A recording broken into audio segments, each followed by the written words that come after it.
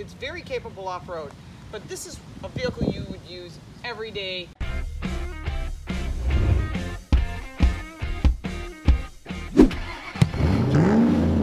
This is Car Coach Reports on His Turn, Her Turn, and my co-host, the Paul Bryan. Hi, and along with the car coach, her own self, Warren Fix. Hello. You know, always you wear fun pants. I decided to wear fun pants. I know you were trying to one up me, and so I went with the. You toned down. I toned Yeah. I figured I would go in soft pastels. Pastels, perfect for California. And I decided to be loud New Yorker. She got the rechargeable outfit. That's right. But you look fabulous. Thank you, darling, and so do you. All right, so we have a wonderful opportunity to drive the new Honda Pilot. Typically, we drive a vehicle like this, just on the roads, what you would do every day.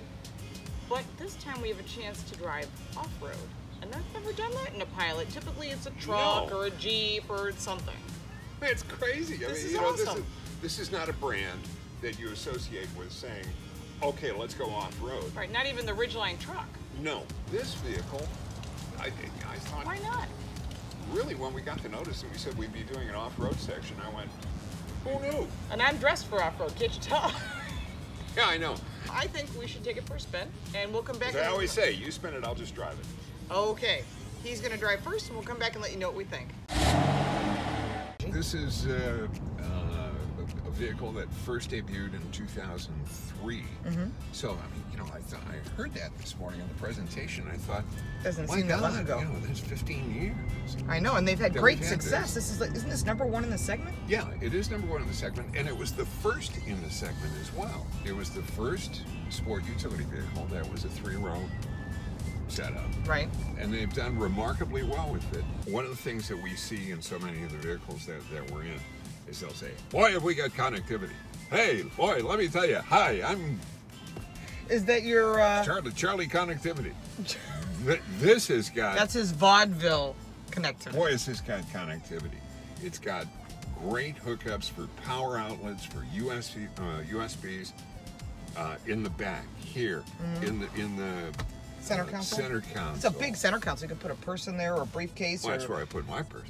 The only thing that I'm not crazy about in here is the use of plastic here in the center stack. The seat is, for me, I wish it could be a little more articulated, a little more bolstered, but you know, it's not unpleasant at all. From a driving dynamic standpoint, I'm real pleased with this, as I was pleased with this in 16 when we first drove it.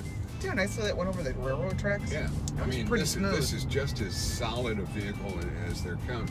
And one of the things that they want to do, and I'm looking forward to this afternoon, they're saying that, yeah, we understand that this vehicle is going to be a round town vehicle for 90%. Sure. But that doesn't mean... I would say 99%. Yeah, that doesn't mean that it doesn't have the capability of doing some off-road stuff. Right, and it's more rugged, it's more capable, and we are going to do an off-road segment. Yeah, and it's going to be the first time that I can think of where we've ever done an off-road segment in any kind of a Honda product. If you turn on the right turn signal, it will come up on the screen in front of you with a little camera that's mounted on the right rear view. Sometimes it's in the rear view mirror to pay the level. But for what, 3-4 years now, on a lot of the Honda vehicles, when you turn on that right turn signal, you get the camera right in the center of the dashboard. Right.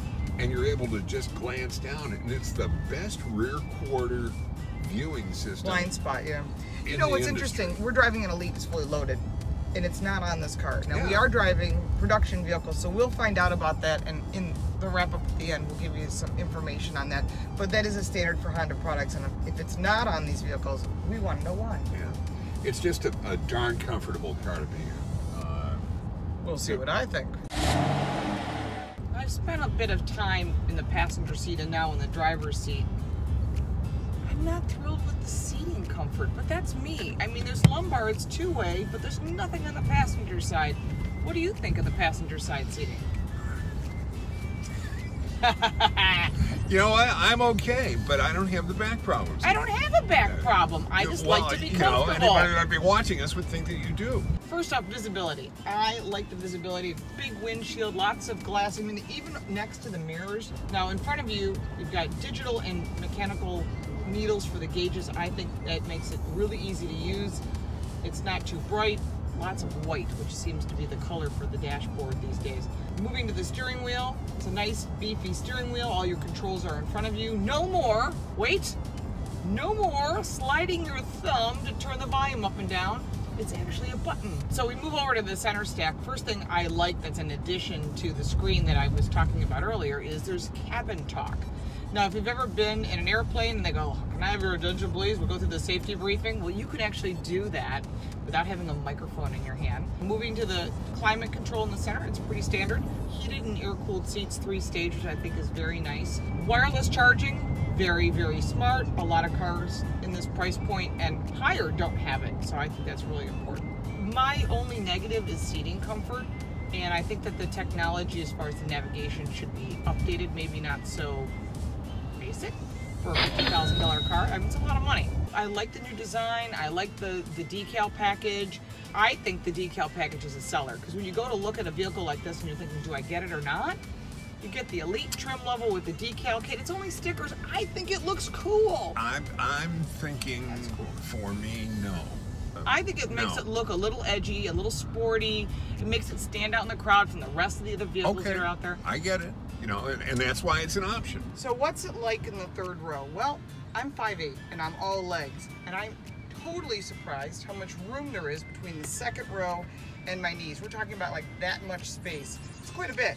And head space, there's lots of head and shoulder space, but remember, when the third row is up, you're limiting the storage in back. So there may be times when you want the seats down.